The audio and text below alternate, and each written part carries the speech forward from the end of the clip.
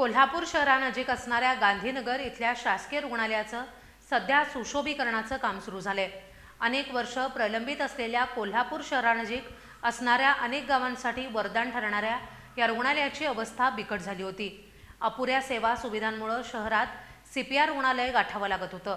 पण गांधीनगरातील शासकीय रुग्णालयाच्या या सुशोभीकरणामुळे नक्कीच या भागातील नागरिकांना या रुग्णालयातील सेवांचा लाभ सहजरित्या घेता येणार आहे। त्यामुळे परिसरात सध्या समाधानाचं वातावरण दिसून येतंय। करवीर तालुक्यातील गांधीनगर ही महाराष्ट्रात कपड्याची बाजारपेठ म्हणून ओळखली जाते। या बाजारपेठेत वसाहत रुग्णालय असून या रुग्णालयात गरोदर मातांची सोनोग्राफी आणि प्रसूती, बालरोग निदान, अस्थिरोग, दंत, कान, नाक, घसा रोग निदान यासोबत आयुर्वेदिक, होमिओपॅथी आणि रक्तलघवीसह अनेक रोगांवर मोफत उपचार केले जातात।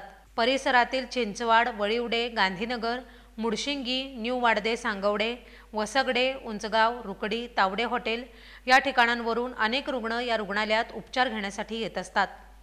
या वसाहत रुग्णालयात विविध आजारांवर उपचार केले जात असून तज्ज्ञ डॉक्टरांचा स्टाफ या ठिकाणी असल्यानं या रुग्णालयांकडे रुग्णांचा ओढा वाढतोय। या रुग्णालयाचे वैद्यकीय अधीक्षक डॉक्टर दिलीप पांडुरंग वाडकर यांच्या मार्गदर्शनाखाली वसाहत रुग्णालयाचं नूतनीकरण होतंय। या रुग्णालयात भूलतज्ञ आणि अतिदक्षता विभागात डॉक्टरांची कमतरता भासतीये। त्याची मागणी वरिष्ठांच्याकडे केली असून लवकरच ती पूर्ण होईल अशी अपेक्षा आहे।